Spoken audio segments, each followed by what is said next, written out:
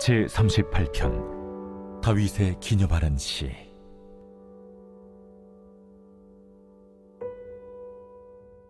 여호와여, 주의 노하심으로 나를 책망하지 마시고 주의 분노하심으로 나를 징계하지 마소서.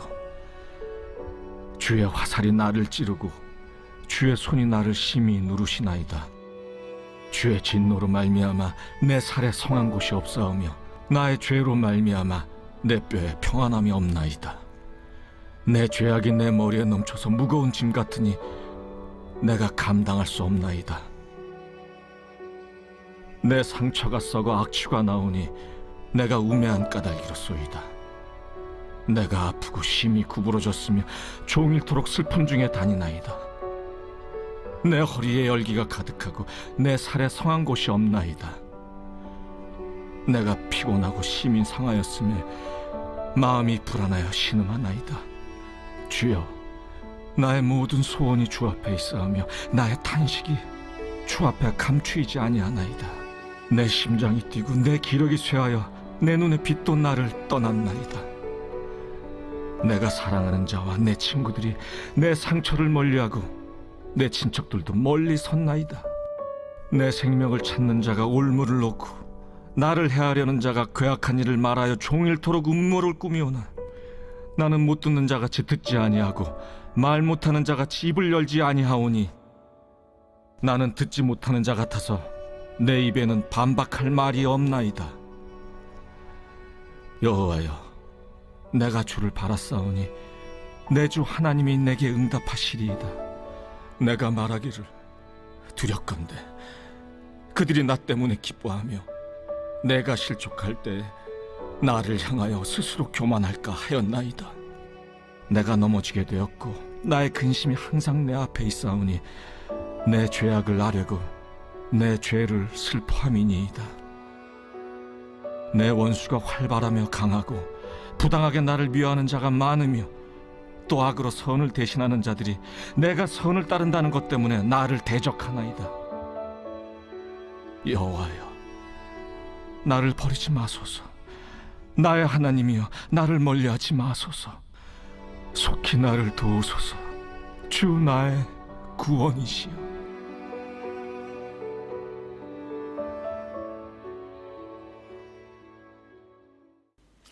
여러분 반갑습니다. 오늘 큐티로 여는 기막힌 하루입니다. 본 말씀 시편 38편 1절부터 22절의 말씀입니다.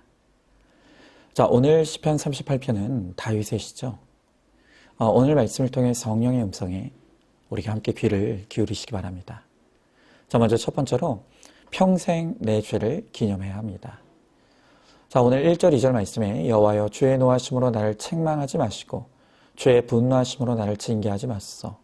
주의 화살이 나를 찌르고 주의 손이 나를 심히 누르시나이다 그랬습니다. 자, 여러분이 지금까지 살아오시면서 가장 기념될 만한 일, 또 가장 기억하고 싶은 일을 하나만 꼽으라고 한다면 여러분들은 무엇을 꼽겠습니까? 오늘 시편의 주인공인 다윗에게 똑같은 질문을 한다면 다윗은 뭐라고 대답할까요? 우리가 성경을 통해 다윗에 대해 기억하는 여러 일들이 있습니다. 소년 때 골리앗을 넘어뜨렸던 일, 그리고 이스라엘의 왕이 된 일, 또한 이스라엘을 통일 왕국으로 만든 일, 또 주변에 있던 모든 나라를 다 평정했던 일, 모든 일들이 다 그의 업적이고 멋있는 일입니다. 그러나 다윗의 평생 기념하고자 했던 것은 우리의 예상을 완전히 벗어나는 전혀 뜻밖의 일이었습니다. 그것은 바로 다윗이 밧세바와 간음하고 그의 남편을 죽였던 사건입니다. 오늘 이 시편 38편은 어떤 배경에서 쓰여진 시인지 알려진 것은 없습니다. 그러나 대부분의 학자들은 이 시가 다윗이 밧세바와 간음한 죄가 드러났을 때 그 뒤에 쓴 시라는데 의견을 같이 합니다. 자, 그런데 중요한 것은요, 이 시편의 부제목을 한번 보십시오. 부제목을 보면 다윗의 기념하는 시라고 되어 있습니다. 그러니까 다윗이 이 시를 기록한 목적은 자신이 평생 잊어버리지 않고 기념할 목적으로 이 시를 썼다는 것입니다. 다윗은 그의 인생에 위대한 업적을 많이 세웠습니다. 그러나 그는 그것을 기억하고 기념하라고 하지 않습니다. 오히려 그의 인생의 가장 큰 오점이었던 이 불륜과 살인의 사건을 평생 기념하고 기억하고자 했던 것입니다. 왜 그렇습니까? 그는 이 사건을 통해서 죄가 얼마나 무서운 것인지를 알았기 때문입니다. 우리가 다 성공하고 싶어 하죠. 그런데 진짜 성공이 뭔지는 사람들이 잘 모릅니다. 대부분의 사람들은 그저 공부 열심히 하고 높은 자리에 올라가고 돈 많이 벌면 그게 성공한 인생이라고 생각을 합니다. 여러분, 그렇게 치면 다윗보다 더 성공한 인생이 또 어디 있겠습니까? 그러나 누가 봐도 성공한 인생인 것 같았던 다윗의 그런 삶을 한 번에 무너뜨린 것이 바로 이 죄입니다. 다윗은 자신이 저지른 이 죄 때문에 엄청난 대가를 치러야만 했습니다. 오늘 11절의 말씀에 보니까 내가 사랑하는 자와 내 친구들이 내 상처를 멀리하고 내 친척들도 멀리 섰나이다 라고 합니다. 자, 그러니까 자신의 죄로 말미암아 나를 존경하고 따르고 사랑하던 모든 사람들이 자기를 다 버렸다는 것입니다. 여러분, 그래서 이 죄의 무서움을 경험한 다윗이 이 시를 기록하기로 마음먹은 중요한 두 가지 목적이 있습니다. 첫째는 이 다윗 자신을 위한 것입니다. 우리가 흔히 하는 말로 붕어의 기억력이 3초라고 하죠. 그러다 보니까 방금 미끼를 물어서 죽을 뻔했는데 그걸 잊어버리고 다시 미끼를 물다가 죽는 것입니다. 그런데 우리 인간의 죄에 대한 기억력은 붕어 저리 가라입니다. 전날 먹은 술로 인해 그렇게 고통을 겪고 내가 다시는 술 마시나 말아야 했던 사람이 다음 날이 되면 또 먹습니다. 이게 인간입니다. 여러분, 다윗도 비록 자신이 지금 죄로 인해 큰 고통을 겪고 있지만 시간이 지나면 그것을 잊어버릴 것이 두려웠습니다. 그래서 자신이 죄로 인해 겪었던 이 고통의 시간을 평생 잊지 않기 위해, 그리고 똑같은 죄를 반복하지 않기 위해 이 시를 기록했던 것입니다. 그리고 이 시를 기록한 또 하나의 중요한 목적이 있습니다. 그것은 자신의 죄와 수치를 드러냄으로써 다른 사람을 살리고자 하는 것입니다. 여러분, 다윗이라고 자기의 죄와 수치를 드러내는 것이 기뻤겠습니까? 그러나 자신이 겪어보니 이 죄로 인해 치르는 대가가 너무 크고 무서웠습니다. 그래서 자신이 겪는 죄의 대가와 고통을 낱낱이 기록하여서 이 시를 읽는 모든 사람들은 자신과 같은 잘못과 고통을 겪지 않기를 간절히 원했던 것입니다. 여러분, 그렇기 때문에 여기서 또 한 번 말씀드리지 않을 수가 없습니다. 많은 분들이 여전히 회개는 하나님 앞에서만 하면 된다고, 왜 굳이 사람들에게 죄를 오픈해야 되느냐고 항변합니다. 성경에 그런 구절이 어딨냐고 합니다. 자, 그런데 오늘 다윗이 그 이유를 알려주고 있습니다. 죄를 하나님뿐만 아니라 사람들 앞에도 드러내야 내 죄가 힘을 잃습니다. 그리고 내가 오픈한 죄와 수치가 다른 사람을 살리는 약재료가 된다는 것입니다. 그러므로 우리도 다윗처럼 우리의 죄와 수치를 공동체 오픈하고 간증함으로 영원히 기념해야 합니다. 그럴 때 나도 살고 다른 사람도 살릴 수 있습니다. 자, 한번 질문해 봅니다. 내가 인생에서 가장 기억하고 기념해야 될 일은 무엇입니까? 내 죄와 수치야말로 영원히 기념해야 될 일이라는 것을 알고 있습니까? 죄를 공동체 오픈하고 간증하고 고백하는 것이 내가 살고 다른 사람을 살리는 최고의 방법임을 깨닫습니까? 두 번째로, 하나님은 죄인은 용서하시는데 죄는 용서하시지 않습니다. 자, 오늘 본문의 3절부터 8절에 주의 진노로 말미암아 내 살에 성한 곳이 없사오며 나의 죄로 말미암아 내 뼈에 평안함이 없나이다. 내 죄악이 내 머리에 넘쳐서 무거운 짐 같으니 내가 감당할 수 없나이다. 내 상처가 썩어 악취가 나오니 내가 우매한 까닭이로소이다. 내가 아프고 심히 구부러졌으며 종일토록 슬픔 중에 다니나이다. 내 허리에 열기가 가득하고 내 살에 성한 곳이 없나이다. 내가 피곤이 심히 상하였으며 마음이 불안하여 신음하나이다. 그랬습니다. 자, 지금 다윗은 자신이 저질렀던 죄로 인해 그가 겪어야 됐던 고통스러운 대가들을 상세히 기록하고 있습니다. 다윗은 정말 죄에 대한 대가를 혹독하게 치렀습니다. 마음속에 밀려드는 그 죄책감, 그리고 죄로 인하여 자기에게 닥친 그 무서움, 견딜 수 없는 마음과 육체의 고통, 또 부끄러움과 수치, 이 모든 것들이 그가 감당해야 했던 죄의 대가들입니다. 여러분, 정말 죄는 무섭습니다. 하나님은 반드시 그 죄값을 우리에게 물으십니다. 자, 그런데 이 거짓의 아비인 사탄은요, 우리를 죄에 넘어뜨리기 위해 이 죄에 대하여 우리에게 거짓말을 합니다. 일명 죄에 대한 3대 거짓말이 있습니다. 그 3대 거짓말이 뭔가 하면, 첫째로 그건 죄가 아니라는 것입니다. 그리고 둘째로 죄를 지어도 아무 일이 없다는 것입니다. 그리고 세 번째로 죄를 지으면 오히려 좋은 일이 있을 것이라고 합니다. 여러분, 창세기에서 뱀으로 변장한 사탄이 하와에게 했던 말을 한번 잘 보십시오. 창세기 3장 1절에서 뱀이 이렇게 말합니다. 하나님이 참으로 너희에게 동산 모든 나무의 열매를 먹지 말라 하시더냐? 자, 지금 사단이 하는 말이 뭡니까? 그게 왜 죄냐는 것입니다. 아니, 먹고 싶으면 내가 먹는 거지 그걸 왜 죄라고 말하냐는 것입니다. 여러분, 예전에 어떤 한 유명한 드라마에서 한 남편이 불륜을 저지르다가 그만 다 들통나고 맙니다. 그러자 이 남편이 아내에게 당당하게 이렇게 말했죠. 사랑에 빠진 게 죄는 아니잖아.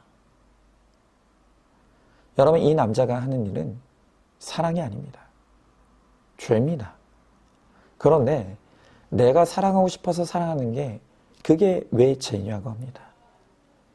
여러분, 오늘도 사단은 이렇게 하나님이 죄라고 하시는 것을 죄가 아니라고 거짓말하는 것입니다.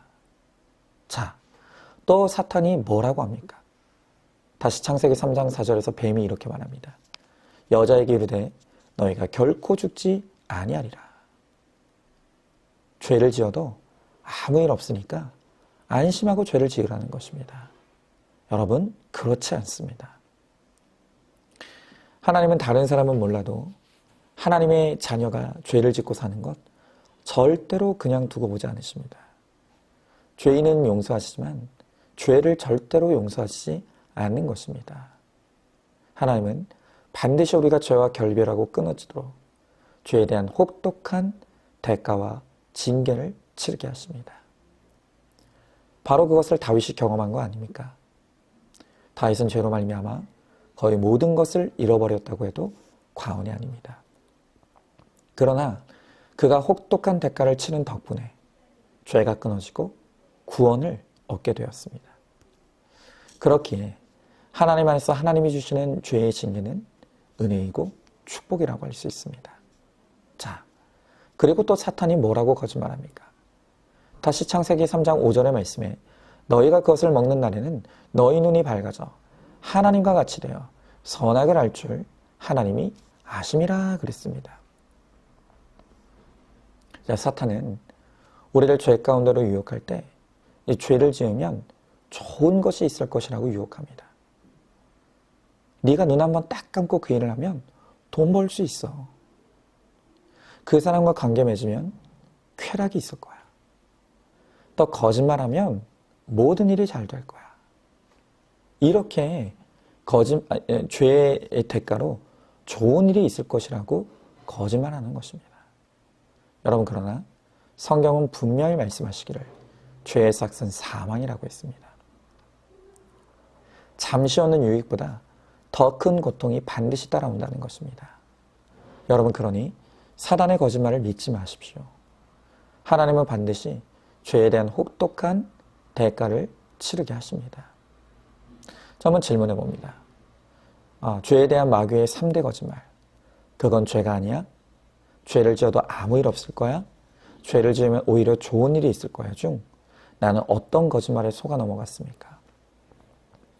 반드시 죄에는 혹독한 대가가 있다는 것을 믿으십니까? 마지막 세 번째로 회개만이 살 길입니다. 오늘 본문의 18절, 21절, 22절입니다. 내 죄악을 아뢰고 내 죄를 슬퍼함이니이다. 여호와여 나를 버리지 마소서. 나의 하나님이여 나를 멀리하지 마소서. 속히 나를 도우소서. 주 나의 구원이시여. 여러분, 다윗이 비록 용서받을 수 없는 죄를 지었습니다. 그럼에도 불구하고 다윗이 훌륭한 것은 죄가 드러났을 때 즉각적으로 변명하지 않고 죄를 인정하고 납작 엎드려 회개로 나아갔다는 것입니다. 여러분, 다윗은 이 자기 죄를 변명하지 않습니다. 책임을 전가하지도 회피하지도 않았습니다. 하나님이 다윗의 죄를 드러내시고 지적하실 때 오로지 올소이다로 회개만 했습니다. 그럴 때 하나님께서 다윗의 죄를 사해 주시고 징계 후에 그의 왕위를 아름답게 회복시켜 주시는 것을 보는 것입니다. 여러분, 어떻습니까? 하나님이 나의 죄를 드러내시고 고발할 때 어떻게 반응하고 있습니까? 혹시 나는 그게 죄인 줄 몰랐다고 하지 않습니까? 여러분, 그런데요, 무지도 죄라는 것을 아셔야 합니다. 몰랐다는 건 핑계가 되지 않습니다. 그 몰랐다는 게 죄입니다. 여러분, 혹시 또 어떤 분들은 나는 그때는 하나님을 믿지 않았을 때라고 과거의 죄를 합리화하고 있지 않습니까? 그런데 여러분, 이 세상에서 가장 무서운 죄가 하나님을 믿지 않는 죄입니다. 그것도 핑계가 되지 않습니다. 또 어떤 분들은 이게 다 그 남편 때문이고 그 아내 때문이고 그 사람이 나를 유혹했기 때문이라고 책임을 전가하는 사람들도 있습니다. 여러분, 그러나 결국 모든 것은 내 의지와 선택의 결과입니다. 내가 그것을 내 의지로 선택한 것입니다. 그것을 남 탓으로 회피할 수 없는 것입니다. 여러분, 결국 이 죄의 문제에 대한 그 어떤 변명도 그 어떤 회피도 하나님께는 통하지 않습니다. 오직 내 죄를 직면하고 회개하는 것만이 하나님께 받아들여질 수 있습니다. 다윗과 같이 하나님 앞에 내 죄악을 아뢰고 회개함으로 나아가시기 바랍니다. 그러면 하나님께서 기꺼이 내 죄를 용서해 주시고 구원해 주시며 회복의 은혜도 베풀어 주실 것입니다. 자, 한번 질문해 봅니다. 지난날의 죄에 대해 어떤 변명과 회피를 하고 있습니까? 오직 올소이다의 직면과 회개만이 하나님의 용서와 회복의 은혜가 임하는 길임을 믿으십니까? 자, 오늘도 5월 28일 보석 상자입니다. 저희 친정어머니도 예수에 미쳤다고 무시를 많이 받았지만 유교가 14대째 내려온 집안에 어머니 한 사람이 들어옴으로써 이 집안이 하나님을 믿게 되었습니다. 새벽마다 일바지 차림으로 교회 화장실 청소하면서 드린 어머니의 기도에 하나님께서 힘을 주신 것입니다. 아멘. 우리 함께 기도하겠습니다. 주님, 감사합니다. 오늘도 다윗의 이 진실한 고백을 통해서 죄가 얼마나 무서운 것이고 죄에 대한 대가가 얼마나 혹독하고 또 고통스러운 것인지를 깨닫게 하십니다. 그러나 하나님의 징계와 심판조차도 우리를 구원하시려 하시는 하나님의 은혜요 축복이라는 것을 깨닫게 하십니다. 주님, 오늘 다윗이 자신의 죄와 수치를 드러내요. 오늘 우리는 이 죄에 빠지지 말라고 주님께서 외치게 하셨사오니 오늘 이 말씀을 통해 우리의 악과 죄를 드러낼 수 있게 하시고 회개하게 하시고 고백하게 하셔서 나도 살게 하시고 또 내 고백을 듣는 모든 사람들이 살게 되는 하나님의 구원의 역사가 일어날 수 있도록 우리 주님께서 함께하여 주시옵소서. 믿사오며 사랑이 많으신 우리 예수님 이름 받들어 기도드리옵나이다. 아멘. 오늘도 큐티로 기막힌 하루를 살아내는 하늘가족 공동체 우리 모든 성도님 되시기를 주님의 이름으로 축복합니다.